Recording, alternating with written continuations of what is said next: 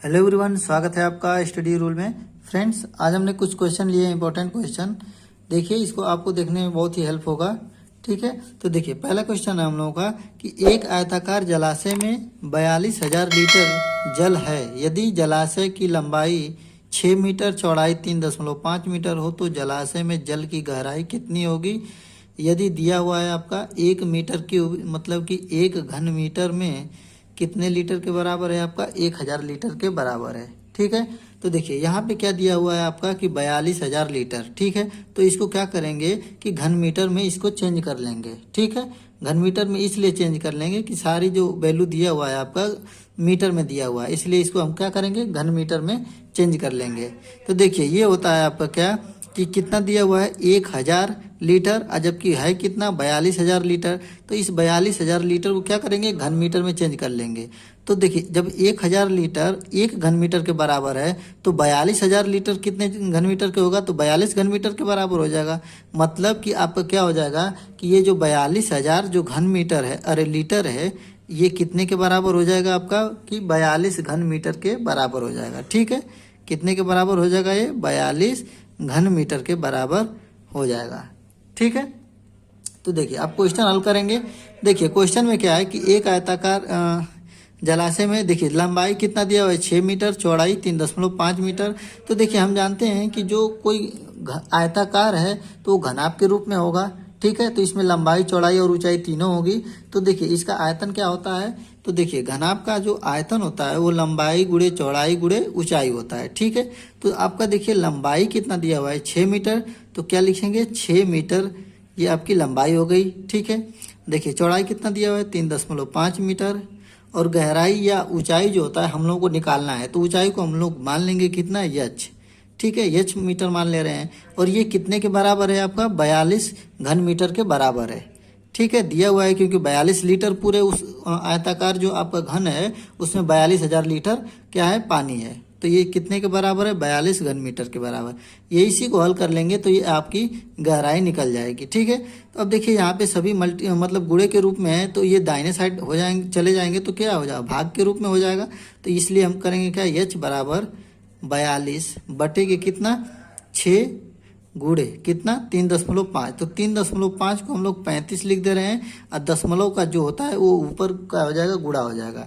ठीक है, इसको काट लेंगे। देखिए अब कट जाएगा 5 से, 5 7 35, ये 5 दूना के 10, ये देखिए 6 7 42, तो 6 7 42 मतलब कि ये दोनों कट जाएंगे 42 बार में, बचेगा कितना 2। तो ये 2 क्या हो जाएगा, मीटर में आएगा आपका। तो ये हो जाएगा एच बराबर कितना 2 मीटर, मतलब गहराई उसकी कितनी होगी, तो 2 मीटर होगी। तो यही क्या हो जाएगा हम लोगों का आंसर। ठीक है, अब देखिए दूसरा क्वेश्चन देखेंगे। दूसरा क्वेश्चन क्या है कि 6, 9 तथा 12 सेंटीमीटर भुजा वाले घनाभ में 3 सेंटीमीटर भुजा वाले कितने घन रखे जा सकते हैं। ठीक है, देखिए ये कोई घनाभ है एक बड़ा सा, उसमें क्या कह रहा है कि 3 सेंटीमीटर भुजा वाले घन। तो घन क्या होता है, घन में क्या होता है कि तीनों भुजाएं क्या होती हैं, आपस में बराबर होती हैं, लेकिन घनाभ की क्या होती हैं, तीनों जो भुजाएं होती हैं वो सारे अलग अलग होती हैं। तो इसमें देखिए क्या कह रहा है कि जब एक कोई बड़ा सा घन है उसमें छोटे छोटे घन कितने रखे जाएंगे, तो क्या करेंगे कि बड़े वाले घन का आयतन निकाल के छोटे वाले जो घन है उस वाले आयतन को क्या करेंगे, भाग दे देंगे, तो निकल जाएगा सारा।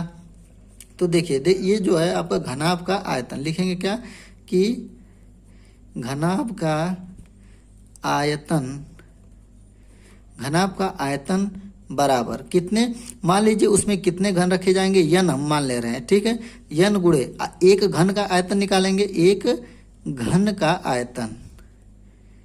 ठीक है, इतना समझ में आया आपको कि मतलब कि मान लीजिए उस वाले घनाभ में यन मतलब कि मान ले बहुत सारे हैं, तो उसके पूरे का आयतन और ये घनाभ का आयतन दोनों बराबर होंगे। तो देखिए घनाभ का आयतन क्या है, आपकी लंबाई चौड़ाई ऊंचाई दिया हुआ है कितना 6 गुणे 9 गुणे 12, क्योंकि घनाभ का आयतन होता है लंबाई गुणे चौड़ाई गुणे ऊंचाई। ठीक है, एन बराबर, अब देखिए घन का होता है तो सारी भुजाएं एक बराबर होता है, इसमें दिया हुआ है कि 3 सेंटीमीटर भुजा वाले, तो इसका आयतन निकलेगा तो क्या होगा 3 गुणे 3 गुणे 3। ठीक है, अब देखिए यन बराबर, यन मतलब क्या है, घनों की संख्या है आपकी, तो यन बराबर कितना हो जाएगा 6 गुणे 9 गुणे 12 बटे में कितना 3 गुणे 3 गुणे 3। देखिए 3 से कट जाएगा, 3 दूना के 6, 3 तिली के 9, ये हो जाएगा 3 चौका 12, कितना आ जाएगा 2 तिहाई 6 चौका 24।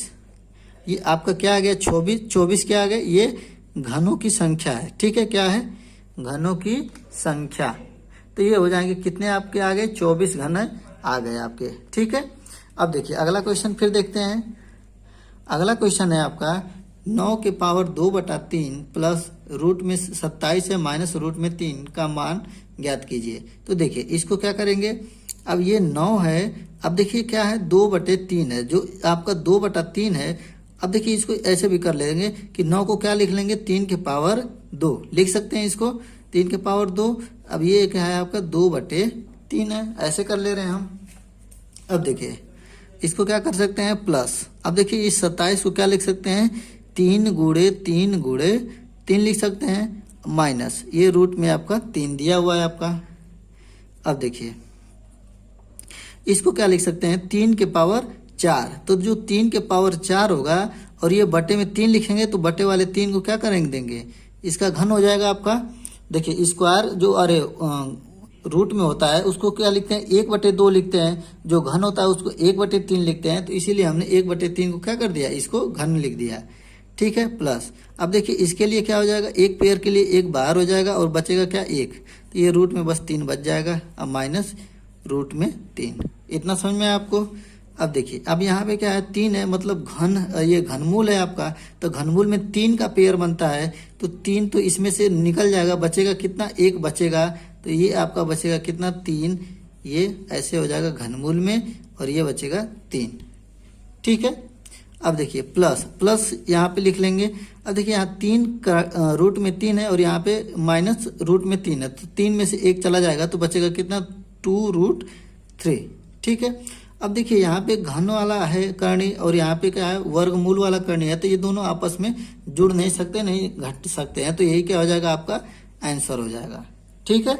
अब देखिए अगला क्वेश्चन देखते हैं कि एक समबाहु पंचभुज के सभी अंतःकोणों का योगफल क्या होगा, ठीक है। देखिए अब इसमें क्या कह रहा है कि पंचभुज है उसके अंतःकोण का योग कितना हो जाएगा, तो इसका देखिए फार्मूला आपका क्या होता है कि n-2 इंटू 180 अंश, ठीक है।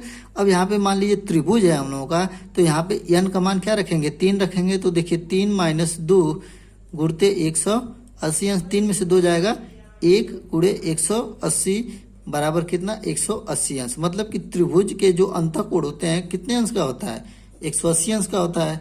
चतुर्भुज में कितने का होता है, 360 का होता है, तो n का मान यहाँ पे क्या कर रखेंगे 2 रख देंगे, तो 2 रखेंगे तो 2 माइनस, अरे n का मान क्या रखेंगे 4 रखेंगे ना, चतुर्भुज है तो 4 रखेंगे, तो 4 में से 2 जाएगा, 2 बचेगा और 180, 18 दूना के 36, मतलब 360 आ गया। तो वैसे ही करके यहाँ पे क्या है आपका पंचभुज है, मतलब n का मान क्या रखेंगे 5 रखेंगे, तो 5 - 2 इंटू कितना 180 अंश, तो ये हो जाएगा कितना 3 गुणे 180 अंश, ये हो जाएगा 18 × 54 मतलब 540 अंश, ठीक है। मतलब कि पंचभुज जो होगा आपका उसके सभी अंतःकोणों का योगफल कितना हो जाएगा 540 अंश, ठीक है। आशा करता हूँ आप लोगों को ये वीडियो अच्छा लगा होगा।